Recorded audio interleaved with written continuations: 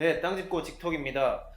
오늘은 박원갑 KB국민은행 부동산 수석 전문위원 모시고 가을 이후 부동산 시장의 핫 이슈 세 가지라는 주제로 말씀을 들어보겠습니다. 위원님 안녕하세요. 네, 안녕하십니까. 제가 직통 나온 지 한 1년 가까이 되는 것 같습니다. 이번 시간에는 이제 가을 이후에 부동산 시장을 움직이는 키워드 한 세 가지 정도를 말씀을 드리고자 하는데요.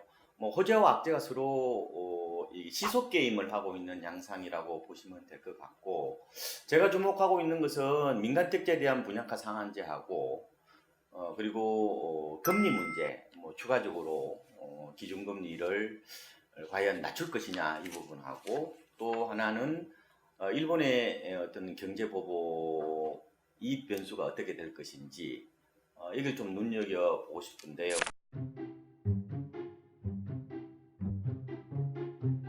먼저 민간택지에 대한 분양가 상한제는 아마 여러분들이 말씀을 많이 들으셨을 것 같은데, 제가 보는 시각은 이제 분양가 상한제라고 이제 얘기를 하면은 떠올려지는 이미지가 아마 저는 한 세 가지 정도 있을 거로 보이는데요. 재개발 재건축에 어떻게 보면 타격, 수익성 악화로 보겠죠. 두 번째로는 청약 대박, 분양가가 많이 낮아지니까 그걸 떠올리실 수 있을 것 같고, 또 하나는 이제 공급 부족이라는 점을 이제 들 수가 있는데, 이게 이제 어떻게 보면은 프레임이라고 보면 되거든요. 그러니까 프레임이 일종의 창문 틀 같은 거니까 보는 시각이라고 보면 될 텐데, 이 세 가지의 어떤 프레임, 이게 시장에 일종의 신호를 보내는 어떤 측면들이 있다고 저는 보는데요. 과연 이 세 가지의 어떤 어떻게 보면 프레임에 이 분양가 상한제를 투영해 볼 것이냐에 따라서 영향이 달리 나타난다는 말씀을 드리고 싶은데, 일단은 가장 먼저 떠올리는 것은 주로 분양가 상한제를 도입했을 때 재개발 재건축 사업의 이축으로 나타날 것이고, 타격이 될 수가 있겠죠. 왜냐하면은 일반 분양가를 많이 못 받으니까 결국은 조합원들이 부담이 늘어나게 되면은 이게 결국은 사업을 굉장히 진행하기 어려운 것도 있을 수 있고, 그죠? 그리고 어쨌든 수익은 좀 줄어드는 어떤 그런 측면이 나타날 것이면은 재건축 재개발에 투자하면 안 되겠다, 이런 신호를 보낼 수도 있는 거죠. 또 하나는 청약이 아무래도 그게 과연 로또가 될지 아니면은 대박이 될지는 봐야 되지만, 분명한 것은 분양가가 많이 낮아지는 것은 맞거든요. 이렇게 되면은 굳이 집을 사기보다 전세로 눌러앉으려는 수요가 많아지면은 기존 주택 시장이 이제 안정되는 그런 측면도 있겠죠.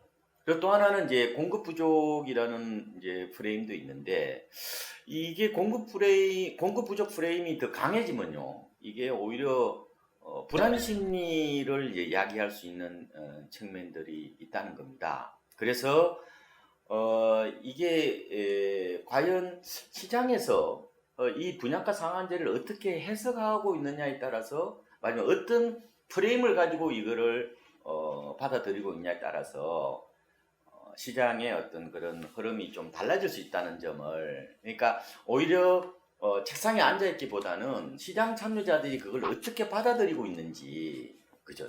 그게 더 훨씬 중요한 내용이 될 수 있다, 이런 말씀을 드리고, 그래서 제가 한 번 더 말씀을 드리면은 재건축 재개발의 타격이냐, 아니면은 청약 대박이냐, 아니면 공급 부족이냐, 이 세 가지의 어떤 프레임에 따라서 결과가 좀 달리 나타날 수 있다. 그래서 일종의 저는 분양가 상한제를 약간 저는 프레임 전쟁이라고 저는 해석을 하고 싶다. 그래서 분양가 상한제가 과연 시장에 어떤 영향을 미치냐에 따라서 가을 이후 주택시장 흐름도 좀 달라질 수 있다, 이런 말씀을 드리고 싶습니다.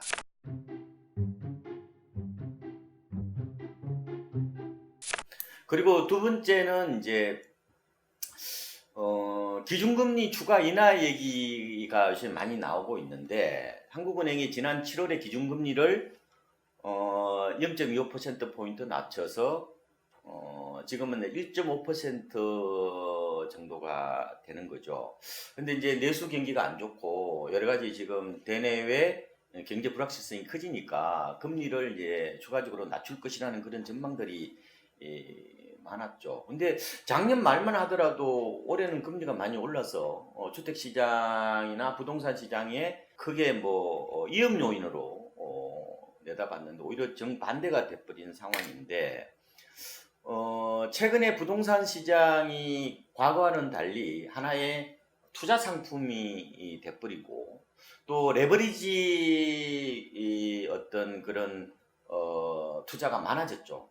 대출을 많이 이제 안다 보니까 그래서 금리의 민감도가 좀 높아지는 어떤 그런 측면들이 있는데 상품마다 좀 다른 어떤 반응을 하고 있는 것 같고요. 주로 뭐 서민들이나 중산층보다는 뭐 여유층들이나 자산가들이 더 민감하게 반응하는 것 같고 이런 주택보다는 상가들이 좀 더 민감하게 반응하는 경향들이 있다 이렇게 보면 되죠. 그런데 부동산 시장을 바라볼 때 가장 중요한 것은 객관성과 균형성이라고 저는 보거든요. 그래서 금리 하나만 보면 부동산 가격이 크게 오를 것 같지만 또 다른 변수도 또 고려를 해야 된다는 생각이 들고 이런 뭐 거시경제가 지금 약간 불안한 어떤 그런 측면, 대출 규제가 또 심한 측면 이런 걸 감안해 보면은 만약에 금리가 추가적으로 된다고 하더라도 뭐 그렇게 뭐 활활 타오를 정도는 아닌 것 같고 숨통을 어떤 트는 수준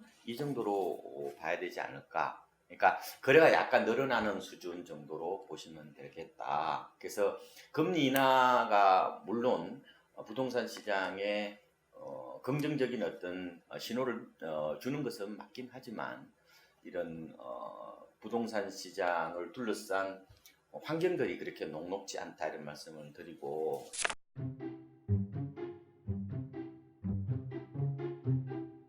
그리고 세 번째로는 이제 일본의 경제 보복 문제. 우리나라 주택 시장은 과거에도 보면은 이 대외 쇼크에 굉장히 민감하게 움직이는 모습들이 나타났거든요.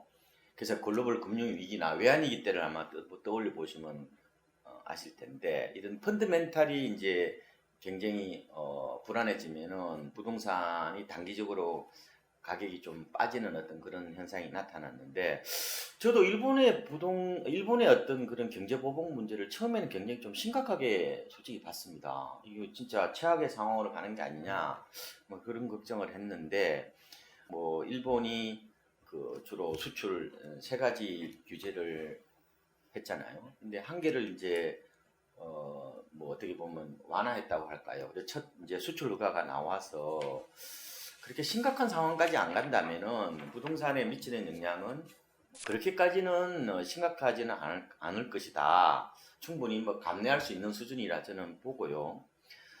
그런데 이것뿐만 아니라 지금 한일 어떤 그런 경제 부분도 있지만 미중 무역 분쟁도 있는 것 같고 그다음에 뭐 중국의 부동산 버블 이런 문제도 좀 있어서 좀 안심하기는 좀 이르다. 어쨌든 좀 더 불안하게 조심스럽게 지켜봐야 된다는 생각이 듭니다. 그래서 결론적으로 제가 말씀을 드리면은 주로 가을 이후에 부동산 시장은 이제 두 가지 특성. 그러니까 기존 매매 시장보다는 분양 시장 쪽에 쏠림 현상이 좀 더 강하게 나타나지 않을까 이런 생각이 들고요.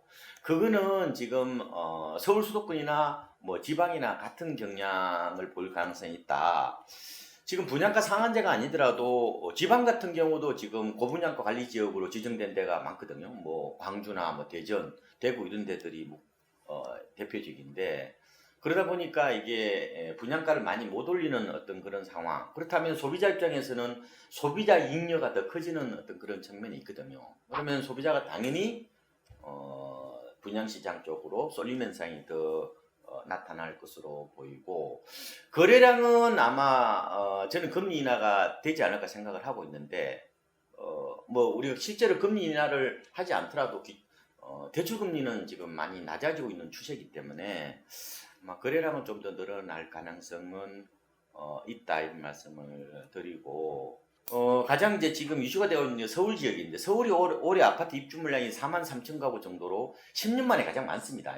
그리고 내년도 아마 4만 1천 가구 정도 되어서 그렇게까지 전셋값이 크게 오를 것 같지는 않다. 올해 내년 정도로 봤을 때는 그렇게 보고 싶고 매매 시장은 뭐 서울은 강보합 정도, 수도권은 보합, 지방은 약보합 정도로 보고 싶은데 지금 주로 이제 서울에 대해서 이제 아무래도 관심이 많으니까 제 생각에는 이게 서울을 바라보실 때 한마디로 저는 고온 현상 정도로 말씀드리고 싶어요. 이 고온 현상이 이제 개마고온 같은 데 올라가면은 이제 가파르게 오르잖아요. 근데 바로 안 빠지고 이게 어느 정도 이 횡보를 하는 경향성이 있다는 거예요. 주식 같은 경우는 이게 보면은 급등하고 난 다음에 뭐 쌍봉을 만들기도 하고 뭐 쓰리봉을 만들기도 하는데 부동산 시장은 본질적으로 이게 손실회피가 많이 작용하는 시장이기도 하고 또 기대감도 있기도 하고 또 함부로 또 팔 수도 없는 어떤 그런 여러 가지 그런 특성들 때문에 이게 급등하고 나서 단기간에 그렇게 바로 빠지지는 않는 것 같습니다. 그래서 당분간 좀 횡보하는 어떤 그런 측면들이 있다고 보고 그래서 아마 하반기에도 저는 가을 이후에도 뭐 전체적으로 본다면 일부적으로 약간 울퉁불퉁한 모습은 있겠지만 전체적으로 본다면은 그동안에 집값이 많이 올랐기 때문에 서울 같은 경우는 어지간해서 지금 2012년 한 10월 정도에 비해서 2배 이상 올라왔기 때문에 이게 단기 급등에 따른 피로감도 크지 않느냐. 그래서 다른 것도 여러 가지 변수를 봐야 되지만 너무 단기간에 너무 많이 올랐다. 그렇다고 단기간에 확 빠지지는 않지만 조금은 지금은 이연 관리를 좀 해야 되는 그런 시점이 아닌가 생각이 됩니다.